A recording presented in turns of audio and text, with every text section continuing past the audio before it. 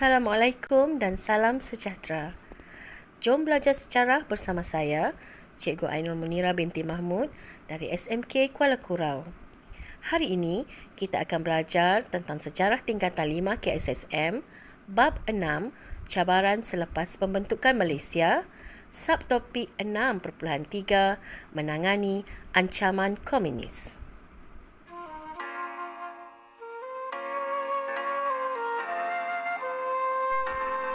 Ancaman keselamatan di Sarawak dan ancaman keselamatan di Semenanjung Malaysia.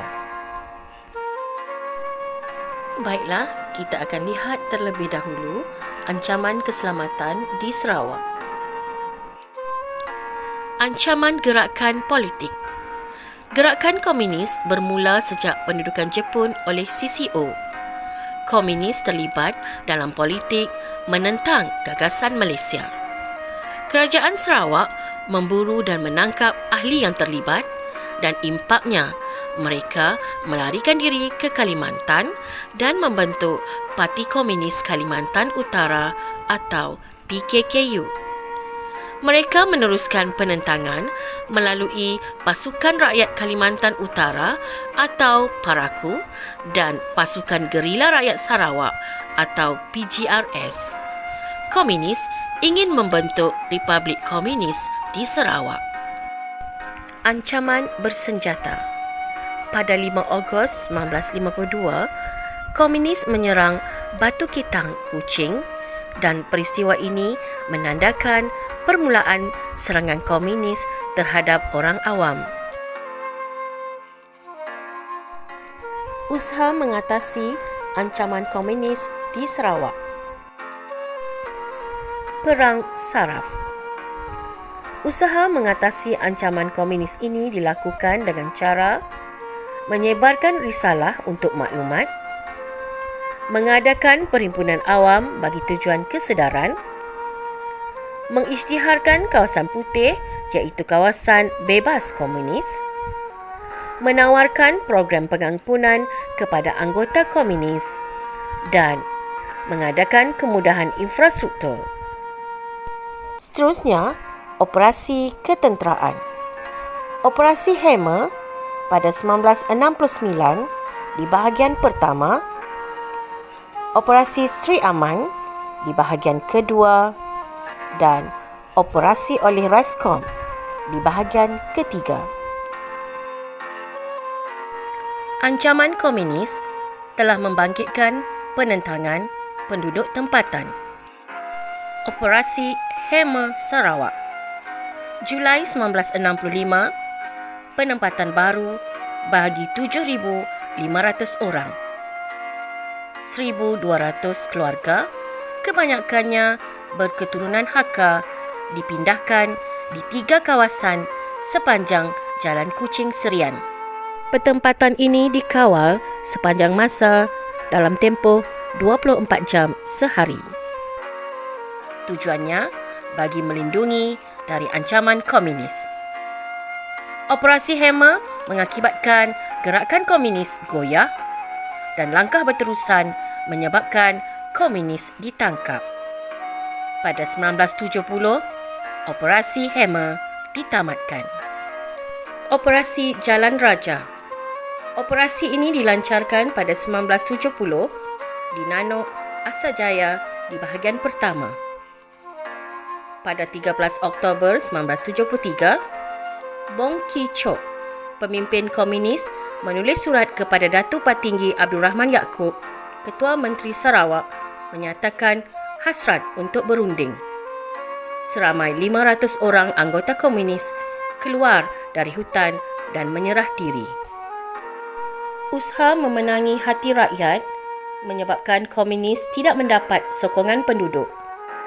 Pada 21 Oktober 1973, Ketua Menteri Sarawak menandatangani memorandum persefahaman.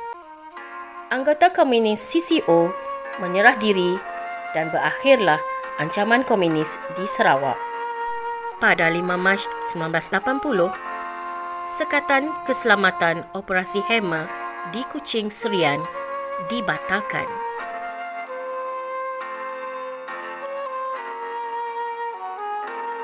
Ancaman keselamatan di Semenanjung Malaysia. Pembunuhan anggota keselamatan. Pada 17 Jun 1968, PKM melakukan serang hendap terhadap pasukan keselamatan di Keroh Perak dengan 16 orang anggota keselamatan terkorban. 7 Jun 1974, PKM menembak mati Tan Sri Abdul Rahman Hashim, Ketua Polis Negara di Kuala Lumpur. Seterusnya, 13 November 1975, PKM menembak mati Tan Sri Koo Chong Kong, Ketua Polis Perak dan pemandunya di Ipoh. Pembunuhan orang awam. Julai 1969, Komunis menyiksa seorang wanita sehingga mati di Sintok, Kedah.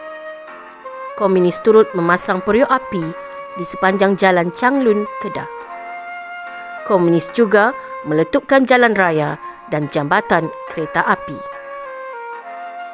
Pengoboman Tugu Negara. Pagi 26 Ogos 1975, PKM meletupkan Tugu Negara di Kuala Lumpur. Tindakan PKM ini menimbulkan kemarahan rakyat dan rakyat menuntut kerajaan mengambil tindakan melalui Akta Keselamatan Dalam Negeri. Perkhidmatan perisikan diperkuatkan untuk mengawasi kegiatan komunis. Usaha mengatasi ancaman komunis di Semenanjung Malaysia. Strategi Counterinsurgency atau COIN merupakan sebuah usaha keselamatan dan pembangunan memenangi hati dan fikiran rakyat. Rakyat menyokong agenda dan dasar kerajaan.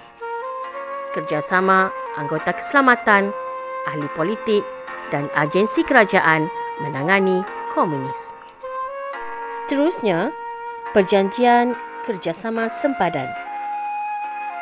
Usaha menangani komunis menghadapi masalah kerana komunis membina kemah di sempadan negara. Pada 1976, langkah diatasi dengan mengadakan persefahaman antara kerajaan seperti Kerajaan Malaysia dengan Kerajaan Thailand. Perjanjian Kerjasama Sempadan memerangi komunis. Seterusnya, langkah diambil dengan membina pagar sempadan dan operasi bersama. Pada 2 Disember 1989, Perjanjian Hat Nyai antara PKM Malaysia dan PKM Thailand ditandatangani. Akhirnya, PKM membubarkan semua unit bersenjata serta memusnahkan segala senjata api.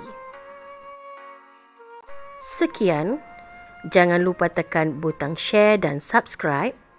Teruskan belajar.